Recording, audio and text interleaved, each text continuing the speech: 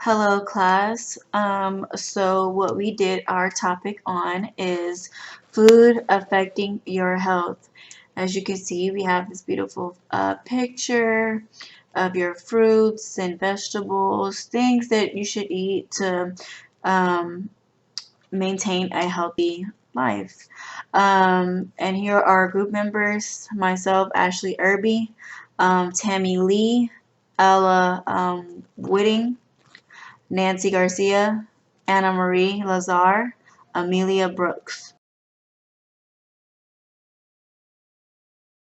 So the next slide we have is our processed foods. I have a definition right here. It says a processed food is any food that has been altered in some way during preparation. So you can see here on the slide, we have a big caution slide because we want to stay away from processed food because they're altered, and you don't want to put any food that's been altered with into your body.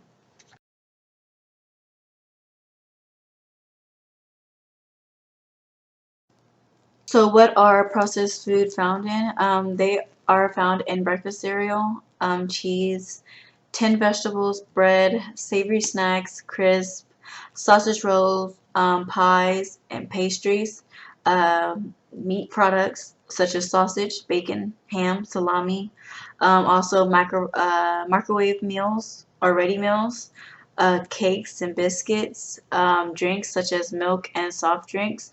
So again, these are the foods that we want to try to stay away from. I know it is very hard. I know myself sometimes by myself, snacking on some cheese, and when I'm on the in a restaurant or on the go, I make some microwave meals. But in order to live a healthy diet, you want to make sure you are knowledgeable and just aware of what is going in your body, and try to avoid processed foods. There are four types of processed foods. Unprocessed or minimally processed foods are foods that you would grow in a garden or pick from a tree, and nothing has been done to change or alter their genetic structure. Minimally processed means doing things like refrigerating, cleaning, or removing the bad parts of the foods. Processed culinary ingredients are foods that are used together with other foods. These would be things like flour, seeds, nuts, and grains. They've been processed by refinement, grinding, or milling. Something has to have been done to these foods to get them in their current state. For example, extracting oil from plants.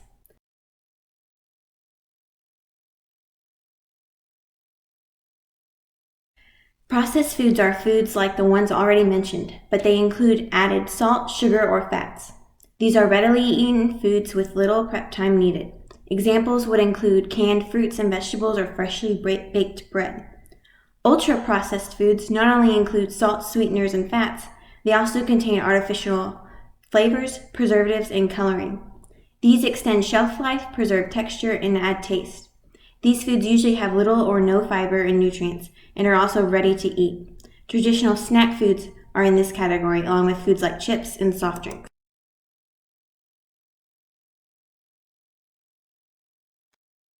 How extensively are they used in the United States? Processed foods are very commonly consumed, are used because of the convenience of it. I would say processed foods are very extensively used in almost every meal and on a day-to-day basis. It's very common to see consumers get a lot of processed food for a family. It doesn't mean that they're not going to cook anything besides processed foods, but because they find the convenience of it. For example, in a store, they actually have a lot of processed food that are microwavable, like pizza, hamburger, even breakfast, waffles, biscuits, hot dogs, or even instant noodles. Um, People find it very convenient because processed food take less time to prepare or cook, and they're still very delicious. I think across the world, I see America has processed foods used the most. Even though I haven't been to many countries, but I can kind of see American consume a lot of processed foods almost in every meal and on a day-to-day basis. For example, I was born and raised in Vietnam. I grew up eating a lot of food that's made by my mom. She would go to market every morning and buy everything fresh and cooked same day. My mom says that anything that is made fresh and cooked same day is very healthy.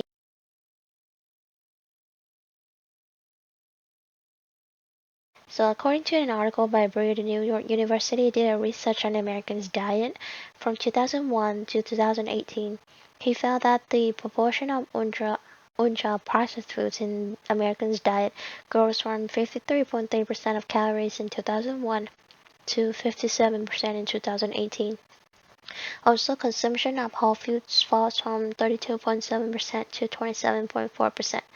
The difference of ultra-processed foods and whole foods consumption is due to people eating less meat and dairy.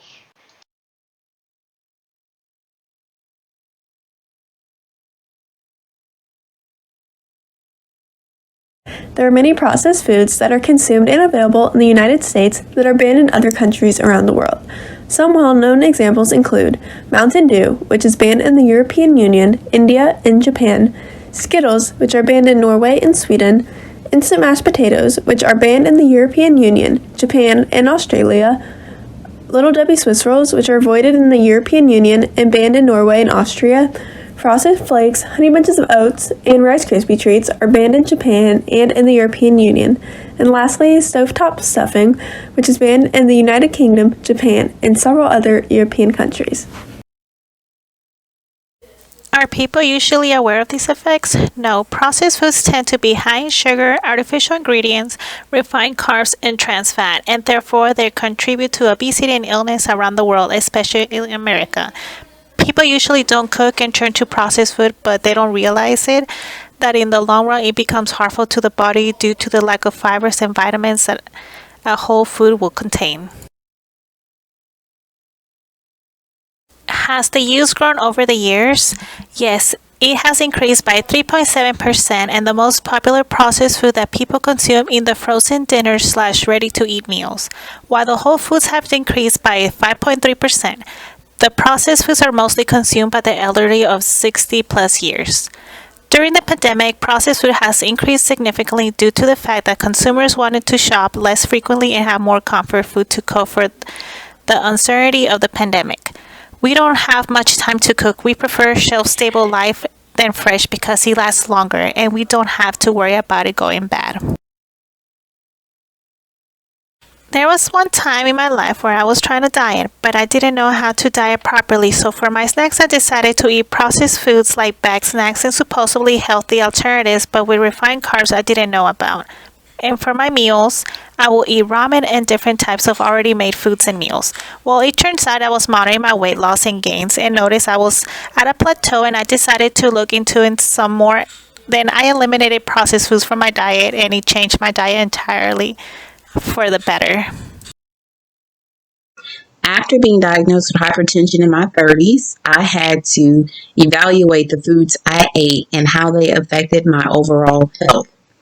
Hypertension is common amongst my family, but my diagnosis really made me advocate for myself and my family to read and become aware of the amounts of sodium contained in processed foods and opt for unprocessed instead.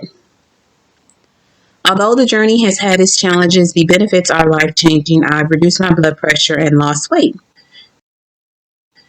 Preparing meals for my family takes longer, but I share the importance of shopping the produce aisle over boxed or frozen meals and limiting fast food intake.